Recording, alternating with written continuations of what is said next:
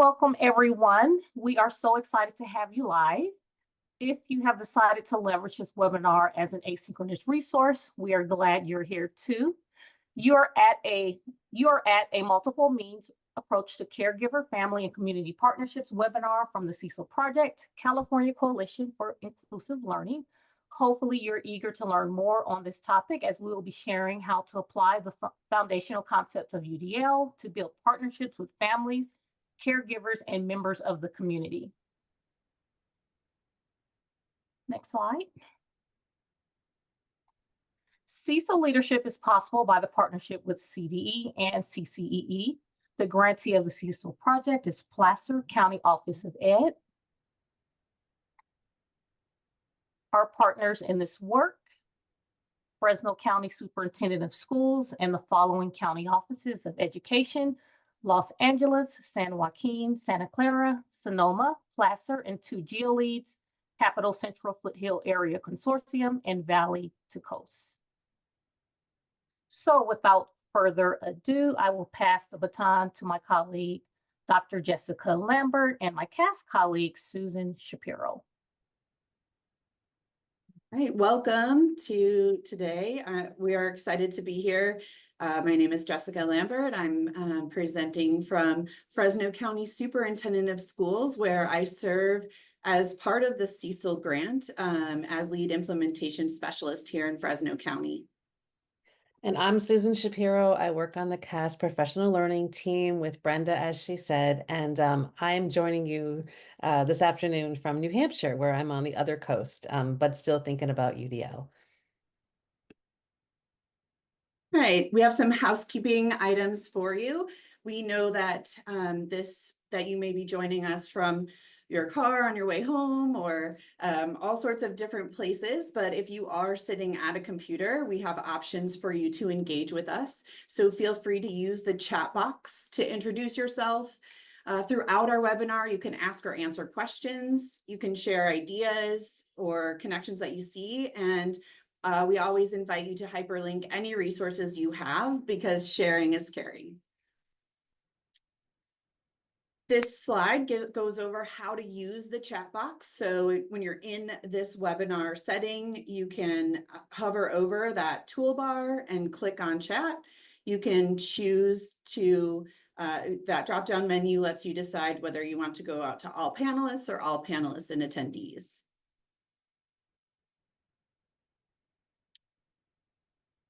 We also invite you to engage with your learning environment in ways that support your learning. So you'll see that you have access to a home-based document, which is at the bit.ly partnerships-HB. And you'll be able to access the slides that we're presenting from, as well as the resources that we have linked in for you to review. Our goals for today are to support the design of strong caregiver, family, and community partnerships. We want to provide you the opportunity to explore connections between universal design for learning and the avenues that are out there to design strong caregiver, family, and community partnerships. You'll also have an opportunity to consider ways to apply UDL guidelines to design multiple means within your school system for forming those partnerships. Let's go through a quick review of UDL. We know that many of you joining this call may be very, very aware of those principles and concepts, and some may be newer. So we'll review those quickly, and then we'll head into forming those connections. So when we think about universal design for learning, it is built on the foundational principles, and those principles then lead us into a design process that we'll go through today in this webinar. And the principles are that the barrier is in the design, not the learner, and that variability is the norm. It's contextual and it can be planned for, with the ultimate goal being learner agency. And so with those concepts, then we step into a design process that invites an instructional designer to set clear, rigorous goals, anticipate variability, and design options to minimize barriers. When it comes to design, we say that barriers can exist in these design areas. So when it comes to learning designs in the classroom or in a professional learning environment. So you may find barriers that exist in goals. And so want to think about what will guide that instruction. We want to minimize those barriers to learning and motivate students and foster agency. We know that then we can bucketize some of the main areas for lesson design. So that would be your materials, your methods, your assessment, and your environment. When we think about that's teaching and instruction at the classroom level. So when we step out, we can think about universal design for learning in school implementation. And so there are 4 buckets there as well as we think about school implementation criteria. So we look at universal design for learning through the lens of school culture and environment, teaching and learning, leadership and management, and professional learning as well. So when it comes to learner variability, then we know that there are 9 different ways that learners vary. And we use these pieces of learner variability to guide the way that the guidelines are laid out. So you can think about that. You see the color. If you're looking at the screen, you can see we've got green, purple, and blue, and those line up with our UDL guidelines as well. So again, when we're thinking about designing for learners, we want to think about their variability. And as I mentioned before, you can see those colors here as well. Our guidelines also just recently got an upgrade to our guidelines 3.0. So there's some slight nuance in the wording that you'll see here when it comes to providing multiple means of engagement, multiple means of representation, and multiple means of action and expression. And we want to think about these guidelines as considerations. They're a design tool. And they're a design tool that help us to design learning. And in just a moment, we'll look at the ways that they can help us to design and form positive partnerships with caregivers, families, and the community. So this quote comes from an article that was written in 2005. And we know that the idea behind forming these partnerships is not a new one.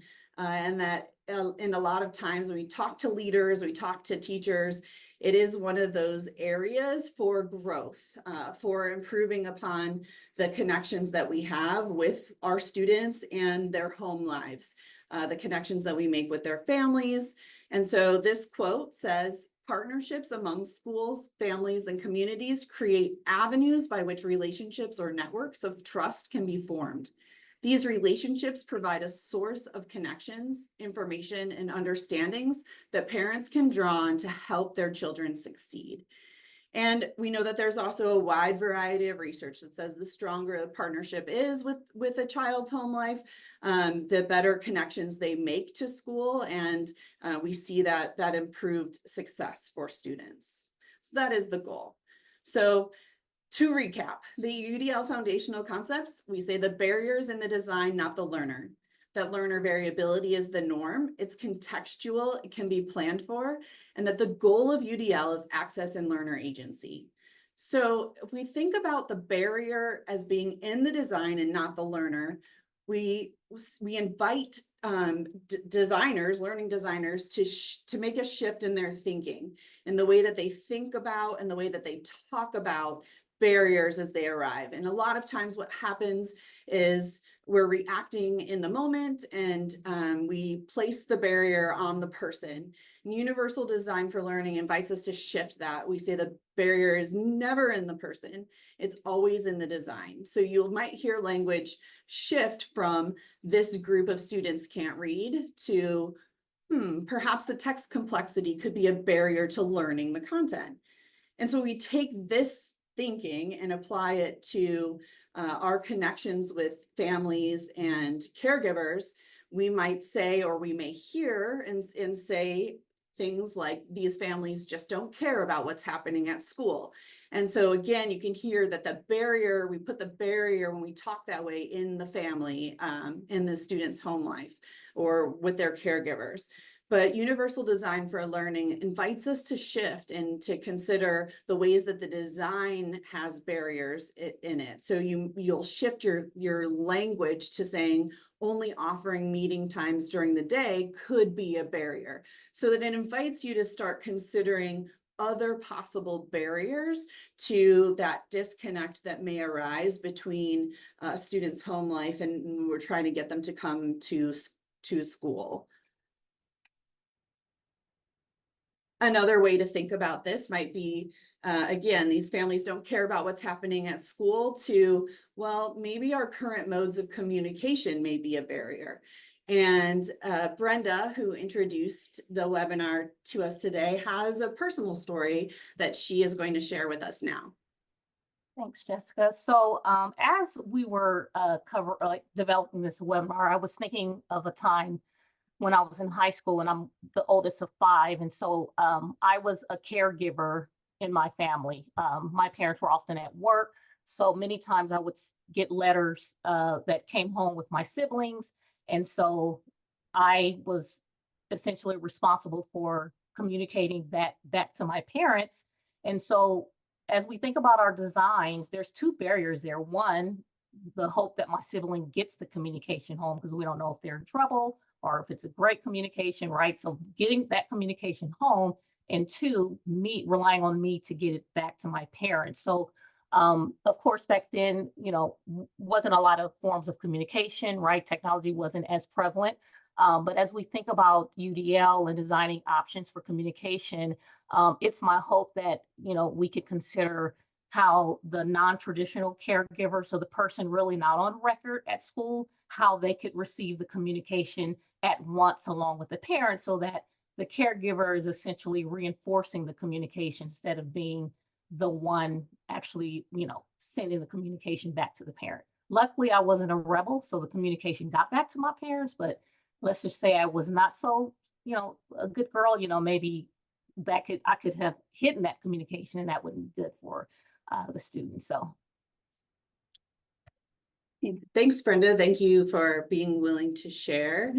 If you're following along and you've joined us and you have an example or a story that's similar to that to share, please feel free to drop that in the chat. We love to hear from you. And we felt that this also, again, that idea of barriers in the design, we talk about that a lot when we talk about the schools and systems within the schools. And so when we think about this webinar, what we're trying to get across is really the school culture and environment bucket really stood out to us. And so barriers that might exist there for wherever we're at with our school culture and environment, but as it pertains to families, it could be that we are only offering ways for families and caregivers to partners with teachers during parent conferences at a 20-minute conference that's scheduled during the day. And we know that for a lot of families that is a barrier to their ability to show up and to be present, whether they have younger siblings that they're caring for or multiple jobs, they're unable to make that conference, or logistically unable to make it to the school because they don't have reliable transportation. Another barrier that might exist is that all of the communication that we're sending home, all the communication going out is in English. It may be in paper copy format only. And we know that we have lots of different ways to connect with parents now with Parent Connect, and that a lot of our systems are improving in those areas, but it's definitely important to really consider our communications. Are they going home in the correct language? Are they going home in a way that caregivers and families are aware that they're there and can receive that message? We want to make sure that it is not, as Brenda shared, it's not on the student to deliver that message. The sole responsibility for communicating with home should not be the student's responsibility.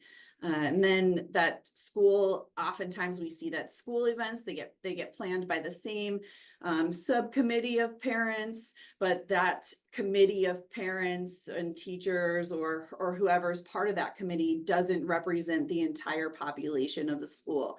So making sure that the variety of perspectives and students are being represented within that, so that events and things that are offered through this school are being put together by multiple perspectives and voices that should be at the table. So that's a little bit on barriers, and we do have more in our resources talking about that, and we know that that's not the limitation to barriers. But for the sake of time, we're going to think about the UDL foundational concept of variability. And we know that in addition to barriers being in the design, that neuroscience tells us that variability is the norm. It's contextual, and we can plan for it, which is where the guidelines come from. But when we apply this idea of variability to the family, we know that there is no average family. And when we were sitting down to plan this webinar, this image of the Incredibles just popped into mind, because they're definitely not an average family. But then also too, in sharing with each other, sharing about our individual home lives, and no one had the same story. So we know that even just within our circle of educators here, that there's variability. So we want to always consider that that variability is the norm, and we don't want to design for average. So same with lesson design, we don't want to design based on average, because average doesn't exist. And so we think about our families and creating the partnerships that are strong and supportive and in service of our students. We want to make sure that we are leaving our own bias at the door, and making sure that we're checking for that, and that we're honoring that the variety of families and caregivers and the different variety of home lives that our students will come from.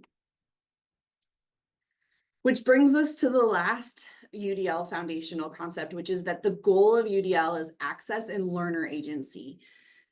So when we think about access and agency, when we're designing for learning, we say that to provide the most access as possible, we want to design opportunities for learning with options that minimize barriers, because we want every student to have access to learning, whether we're working on a skill or whether we're working through some content knowledge that students need to acquire. We want to find the best way to maximize access for all students in our classrooms. And when it comes to agency, that is the goal. Because they have access, they're able to develop agency so that they are empowered, our learners are empowered to self-initiate their path. And so we think about applying these ideas to our work, to multiple means with partnerships with families. We would think about access as designing opportunities for caregivers and families with options that minimize barriers.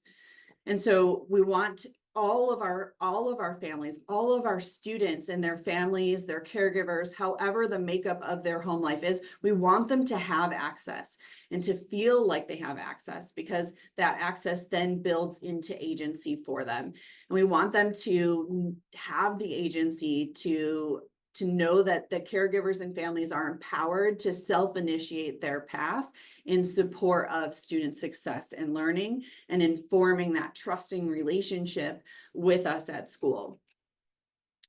And with that, we have Elisa, who is on our call in the background there. But prior to working through this, she had just recently shared a story, and so I've invited her to share that with us now. For sure. Thank you, Jessica.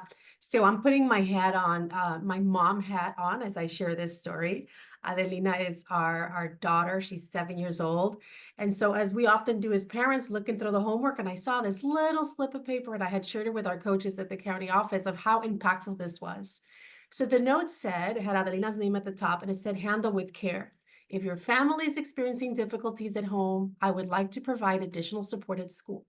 I understand that you're not always able or may not want to share details, and that's okay. If your child's coming to school after a difficult night, morning, or weekend, please message me Handle with Care. Nothing else will be said or asked. This will let me know that your child may need extra time, patience, or help during the day. And so what resonated with me so much is that gave me multiple ways to engage with a teacher, right? Because sometimes I feel like as a parent often people feel that they have to justify to the school why their child at any age may have a grumpy night or grumpy morning, so on and so forth. This gave me multiple ways to engage with that teacher and communicate with the system. And honestly, even though I've been an educator for a long time, if it warmed my heart to feel that my daughter was going to be taken care of in this way. And I did not expect it. I've been around a minute, right? I did not expect it. And so I just shared it as a tangible example of some of the ways that across our state and across our nation, I'm sure, our educators are trying to support the littles and the parents in supporting the whole child. Thank you for letting me share, friends. Thank you, Elise. Thank you for sharing. I know it warmed my heart too when you shared that with us. So I appreciate your willingness to share here on this webinar as well. All right, and with that, I am going to turn it over to Susan, who will pick up for the design portion of this webinar. Thanks, Jessica. And thanks everybody for being here. And if you're watching this as a recording, a special hello to you as well. If you go to the next slide. So I just want to read a quotation about learning that applies to learners, families, caregivers, teachers, administrators, community members, superintendents, everybody and anybody in our learning communities. It says the truest measure of UDL implementation, meaning when we use UDL as a framework for thinking about all the learning in our schools, the truest measure of UDL implementation is the absence of blaming for non-learning. People stop blaming students, families, caregivers, educators, and administrators. Barriers are in designs, not people. UDL is about changing designs. And I think sometimes when we hear that blaming, they just never, she doesn't, she wouldn't, she couldn't, if they only would, we start to recognize where barriers might be that need our attention. So Jessica talked you through the UDL design process, and you're going to see me talk about it a couple of times again as we think about applying it to the designs, informal and maybe formal designs in our schools that are intended to engage families and caregivers. So we're thinking about how we engage families and caregivers and asking ourselves, like, well, what is this goal in this design that we're trying to, like, what are we trying to accomplish here? And I think sometimes, with learners, we have standards and objectives, and we're more inclined to name a goal that's about understanding or knowledge or skill. But sometimes with families, I think in my own teaching history, it was more about almost compliance, right? We've got to get all these parents to come to the conferences. We've got to get all these parents to come to the band concert. We've got to get parents to do the pickup in the right way in the mornings when they're dropping kids off or whatever it might be.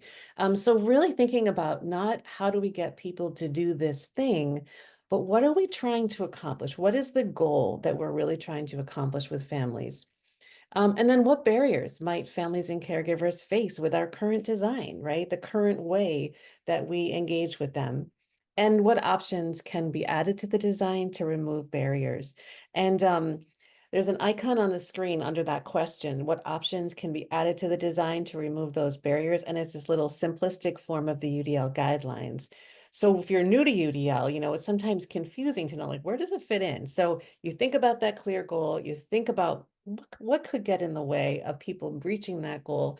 And then the UDL guidelines help us design some options, build some flexibility in.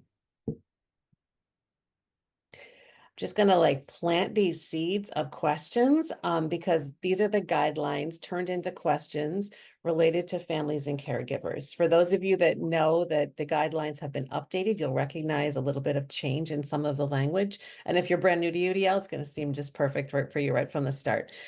So what options might families and caregivers need to know their interests and their identities are welcomed? Are we thinking about building that into our designs? What options might we build into our designs to support families to sustain effort and persistence? What options might families need for emotional capacity? These are options for engaging with experiences, with learning, with activities. We can also think about the stuff in our designs, the handouts, the things on the wall, the way that people are communicating and representing the learning, the instructions for the fundraiser, right? What options might families need to be able to perceive the content? If we hand out we have a book sale in our cafeteria on Wednesday, and it's a paper copy in 11-point font, and it's written in English. Somebody who uses a screen reader, somebody who uses translation technology, somebody who uses text-to-speech software, somebody who uses digital content so they can enlarge or highlight or increase the color contrast, may not be able to access that document because of the way it's been designed. What options might families and caregivers need to make meaning of language and symbols, right? Are we recognizing the variability of language among families and caregivers? Are we recognizing the variability in the way people use their cognitive powers, right? Are we using plain language sometimes to help everybody to understand? What options might families and caregivers need to build knowledge from interacting with the content, right? Are we just assuming that being able to see the content that we pass out at home or send home and being able to understand the words in it really means that you understand the thing that's being communicated? Or might we, provide some other ways of representing that content to increase comprehension? Finally, thinking about the multiple means of action and expression. So we've got to make sure we have lots of ways to engage, for families to engage, lots of representations of the stuff we want them to engage with, and also lots of ways for families and caregivers to navigate, communicate, organize, plan, and communicate their thinking, their understanding, their concerns, right? Their questions, right? Is it just a box in the school entrance that says, put your questions here, right? Is that something that everybody can have access to? Probably not, right? Are there multiple ways to ask questions, to share concerns? So what options might families need for physically navigating, for physical interaction? What options might families need to express and communicate their thinking? What options might families need to develop a plan and a strategy for how they might accomplish something in their child's education? And then we go back to this design process, right? So I'm going to talk us through, and I hope if you're near if you're driving, keep driving, but if you're near a computer and you can jump into the Zoom chat, feel free. We'd love to hear from you in a moment with some ideas. If you're not near a computer, you're just not inclined, or that doesn't work for you, maybe just reflect to yourself some ideas or turn to somebody near you if there's somebody near you. So thinking about the goal, the barriers, and the options, we'll look at a scenario. All right. We're calling these problems of practice just for kind of a generic term. So let's just say, imagine that only 40% of families and caregivers sign up for a conference. So, Elisa is the principal and she says, oh my gosh, only 40% of families and caregivers signed up for a conference. Well, what's the goal of the conference, Elisa? Well, families and caregivers, we really want them to have a good open communication with their child's teacher about their child's progress at school. Now, that thing I said about compliance, I think sometimes we think we've got to get them to come to the conference and we forget, like, getting them to the conference isn't really the goal, right? The goal is that communication about the child's progress. So what is the current design, I might ask? And Elisa might say, well, we have in-person 20-minute meetings. That's all we can do right now. And we have them available from 11 to 4 on Tuesdays and Thursdays. So parents can come in, they can sign up for one of those times. You just go to that next slide. So if we see the barrier as being in the family and caregiver, and Jessica said that, right? You said that so many times, like the barrier is not in the person, it's in the design. But if we do fall into seeing it in the family and caregiver, we might think something like this. Even if we don't say it, we might think, 60%, so 40% come, 60% of families and caregivers do not attend conferences. They don't even really care. Maybe they don't really care. I think that's really dangerous, right? I think we have to be really, really, really careful that we don't make meaning where we should be redesigning. But if we shift and we challenge ourselves to say it's not the people, the barriers in the design, we might say something like this. The design provides one way, only one way for families and caregivers to communicate with their child's teacher. We know one size doesn't fit all. We know one size doesn't fit all in shoes, in kindergarten curriculum, right? In well, maybe for graduation requirements, maybe that's a bad example. For 11th grade, physics, whatever. And not for parent-teacher conferences. So we might use UDL to think about how to redesign. So we might say, let's make the design more flexible. Let's provide options for families and caregivers to communicate with teachers. Thinking back to the goal, that communication between the educator and the families and caregivers, how might we design multiple means? And if you know UDL, you might use one of the guidelines to guide you here. But if you don't know UDL, your thinking powers are just as strong. You can be thinking about what would you do, right? What would you do to make it more possible for more families and caregivers to reach this goal? So maybe you'll put it in the chat and we'll watch for a minute and see how might you change that design so that more families and caregivers can reach that goal of having communication with their child's teacher. And any of you on the call, if you wanted, like Elisa or Jessica, if you want to jump in, feel free.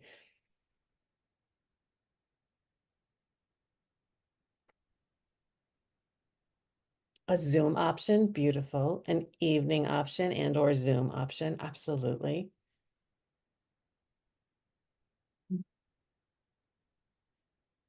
Susan, you're making me think, how you reframed our thinking around the goal. I might even think about what is the communication in service of, and then I might even think of more options, right? Because just communicating alone, I could wait to somebody in the parking lot or do a quick connection that way. But what is our intent? Even when we're talking about communication, there might be some more plus ones, what we say, right, in our world. What else might Absolutely. Yeah, we drill down and get like, what are we really trying to do Right. here? Yeah. So many good things coming in the chat. A simple phone call, a written option, right? Does it have to be spoken face to face live? Early morning, right? We make so many assumptions when we say you can come Tuesdays and Thursdays that you can, if you do have a job, you can leave that job and keep that job and lose those wages if you're an hourly worker, that you have transportation to get to this school, that you can enter this school, right? That it's a safe place for you. So yeah, great thinking. Let's do one more. So thinking about the problem of practice, another one, we might say, only 30% of students in the chorus, in the band, they did a combined concert, had family members attend the conference, right? And so, Brenda might be, let's say, the band and chorus instructor and say, I only had like 30% of the kids raise their hand when I said, did you have somebody in the audience?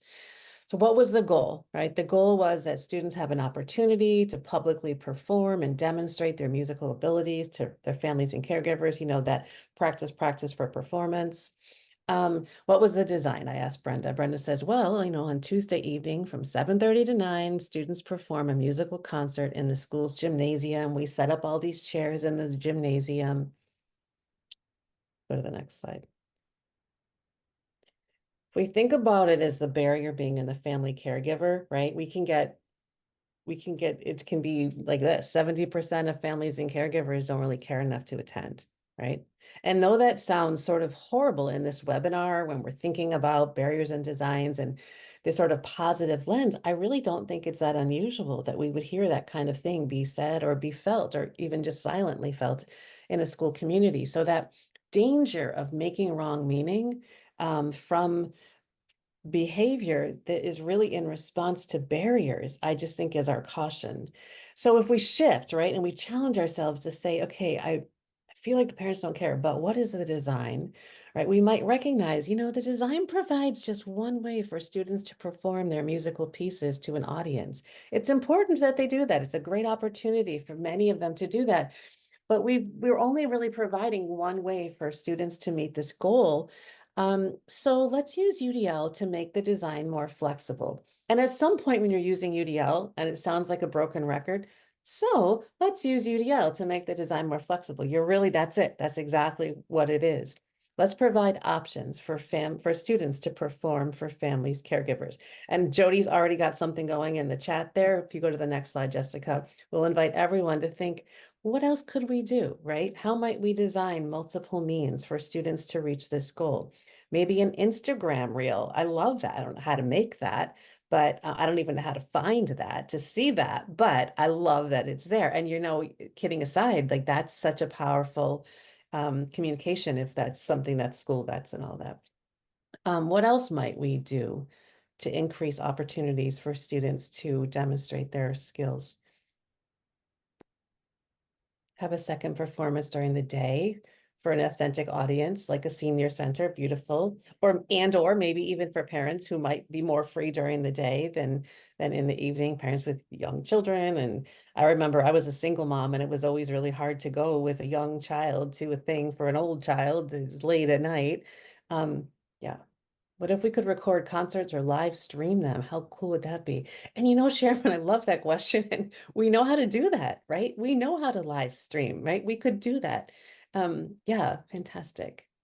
Okay, so you get the idea, right? I want to just show you here in the slide deck, if you're inclined to sit down with your colleagues to think about a problem of practice, we just built some slides for you. So, naming your goal, describing the current design of the experience or the situation, kind of setting this up so you can have some kind of professional learning community, or even just thinking on your own, but maybe with a staff. Thinking about the barrier in the family caregiver first, kind of grounding yourself in the way you don't want to do it, right? So thinking about where is incorrect meaning maybe being made from some kind of situation. So for example, parents just don't want to join committees, right? Is that really true, or might there be a barrier here?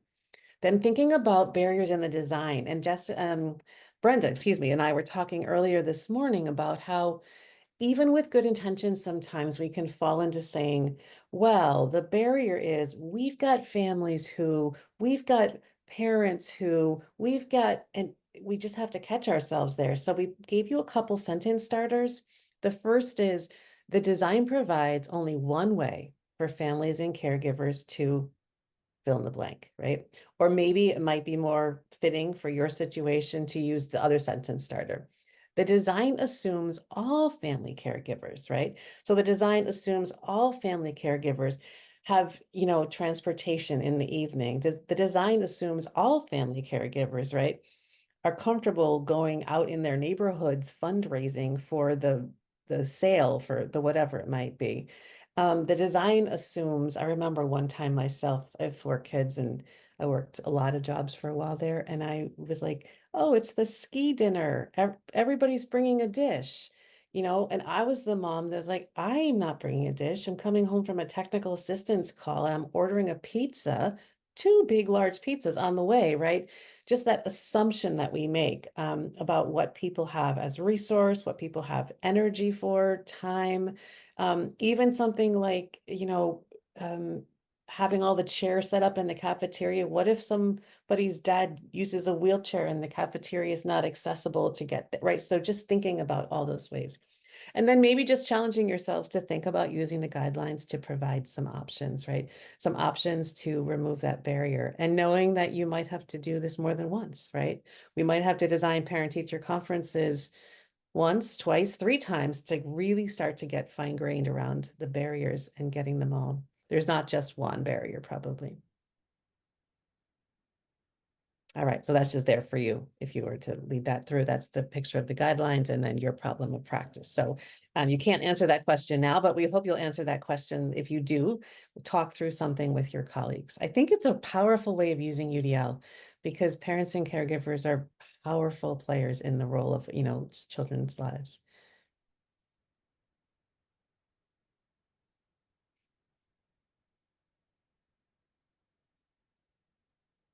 I think this is you, Elisa. All right. Yes. Brenda? Lovely. So Okay. before we Susan's like, not it, not it. yes, not I did my it's part. me. So we didn't answer many questions in the chat, so I'm hoping that, I don't know if that what that means. So if you have a question, feel free to put it in the chat. I was looking for them as, comments were made here. But if not, if there are no questions, I want you to let's reflect a little bit on here, on this topic, right? So as you reflect on the ideas that have been shared today, what has affirmed your thinking, pushed your thinking, and what might your caregivers, families, and community partners need you to do next? So take a second and reflect on that. Feel free to write it. I know I'm an internal processor, so write it in your journal, on your notes. For our external processors, I would love to hear your ideas, so put them in the chat. And if you want to challenge yourself, internal processors, throw it in the chat as well. I love that. I'm going to start using that, internal processors and external processors. You had to come to terms with that working with me, Susan. Yeah. The other thing I might propose too is I know some of the names in our chat. We have some instructional designers. One of my former students from Sac State is here, and I know their perspective. I learned so much from my colleague who co-taught the course from me. So if there's any nuance that we might have not have surfaced in our time together, again, feel free to drop it in the chat and or email us. Our information is going to be on the slide decks as you consider different ways that this has been applied in your context, your expertise that you bring. We're always looking for ways to learn about the variability out there that makes us, support more learners, right? A wider set of learners. So. Yeah, Absolutely. we don't get to talk about UDL and community partnership connections very much, especially since the guidelines just came out. So I'm eager to hear from you and Yeah. get more So Sharon has ideas. a couple of things, Brenda or Susan, whoever wants to take that. I'm sorry, what did I you was just saying, Sharon shared a little bit in the chat about, oh, yep, the sentence frame. Sentence starters are critical.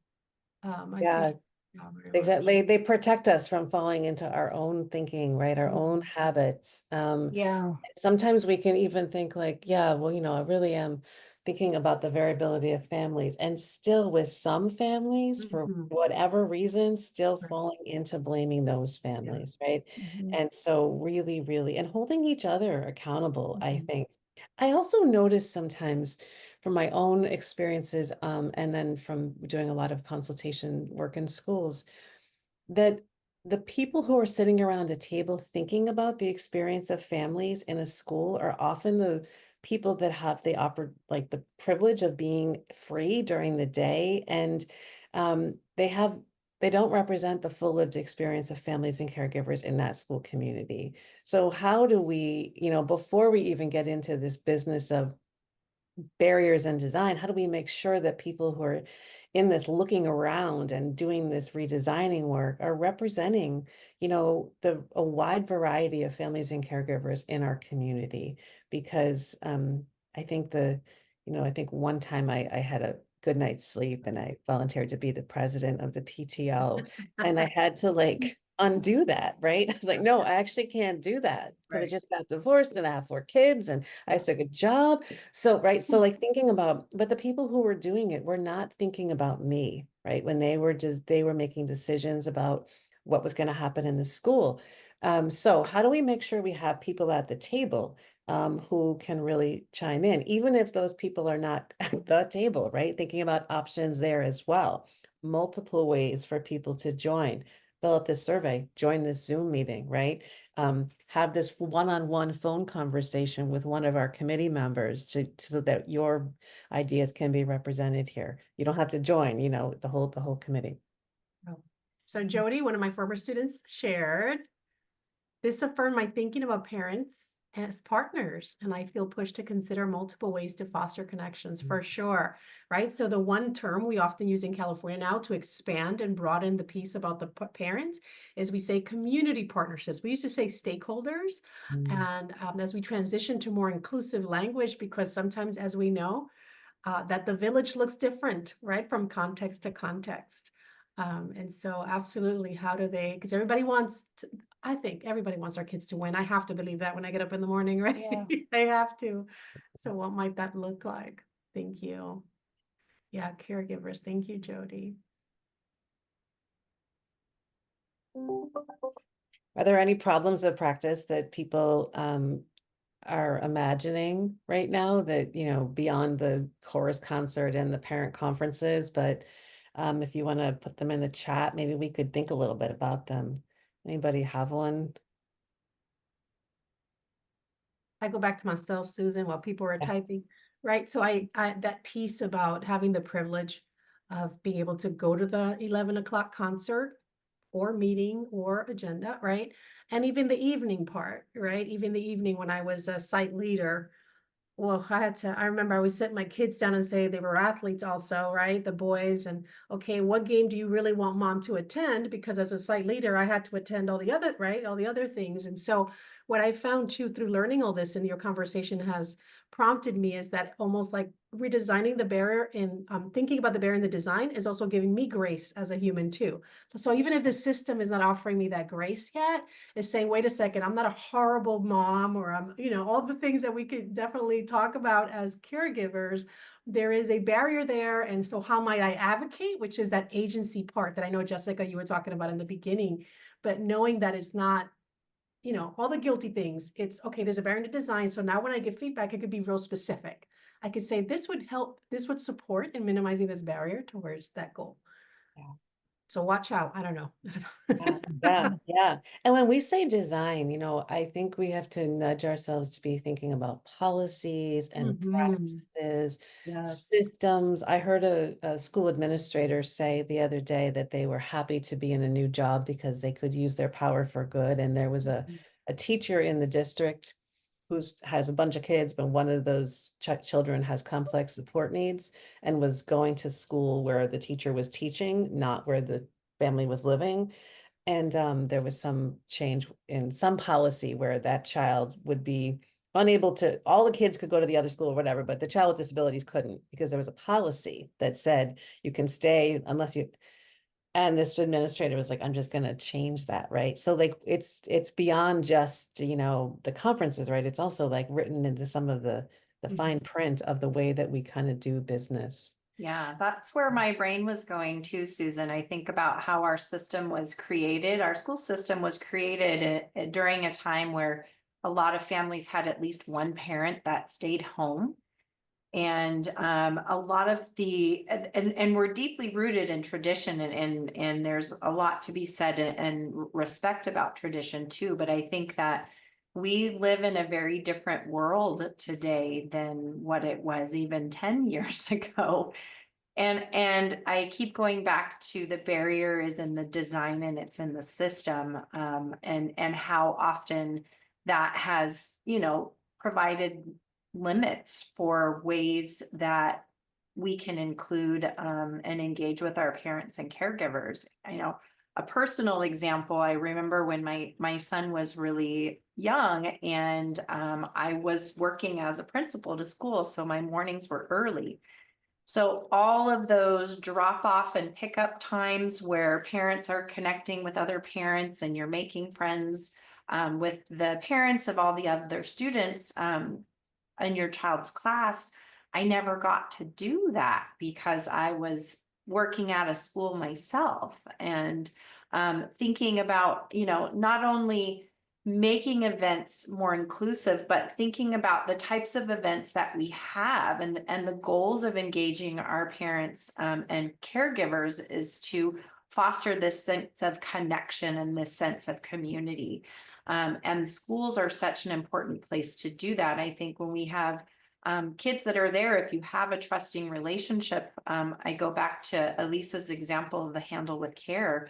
One of the first places that families and caregivers will often turn when there is something happening is the school, because they know that we love their kids. We know that we have their backs. We know that we're going to be there for them. So I think about it in terms of how to make events and create those opportunities to be more inclusive. But I also also makes me think about having different kinds of events, you know, based on the needs of what's happening in our world today, and different ways that people connect. Yeah, absolutely, Shamron. And you're making me think too, that when we think about like the systems, it's not just the school, right? Like my sister runs a food pantry and the pickup is Saturday mornings and Tuesday nights. She's changing this, but she just got there. And so imagine that a parent works on a Saturday, right? Pickup is on a Tuesday night, the chorus concert's on a Tuesday night or whatever it might be, right? So when we think about the barriers in the design might be that in this community, to get your weekly groceries, you need to go to this place on Tuesday night, right? So it's not just, right? It's not just our school community, you know, how do we put our tentacles out there and figure out barriers to housing, right? Barriers to food access, barriers to safety, so that those are impacts as well. Exactly. All right, Brenda, I think we All can right, yeah, let's the let's next move couple of to the webinars. next. All right, so our next webinar is Universally Designing Assessment. So hopefully you will join us during that time. I will be presenting with 2 other colleagues, so that should be fun. Also, next slide, please. The resources that follow this webinar. So we're going to, like always, provide the recorded webinar link, as well as follow this webinar with top tips in Got a Minute. And just to say a little bit about the top tips in Got a Minute, be sure to look out for those resources. What we've tried to do was expand on this topic and provide some videos of how schools actually leverage different community partners like experts in the field that work within their community to make learning relevant. So it's taken a slightly different perspective, but also providing more resources to get you thinking about how you would engage in your community overall, whether it's caregivers, families, or community partners. So look out for that. And then next, if you could, please provide us some feedback. And I know you've given us some great feedback in the chat, provided some examples, but if you can follow this link here and provide us some feedback, we would so appreciate it. We have a few more webinars left to go, and so we'd like to be sure that we are incorporating whatever you have to say and making each experience better as you attend these webinars. So please take a second to fill that out. And then if you have any questions, we have a few minutes left. Feel free to put in the chat or definitely reach out to us after the fact, and we can certainly support you in whichever way you need. Well, thank you, Brenda, for inviting me to be part of a California webinar. Feels like I'm with the cool kids in the cafeteria. So thank you all. And Jessica, it's great to meet you. And yeah, great to see you all. Yeah. Great. Wonderful. Thank you, All everybody. right, thank you, everyone.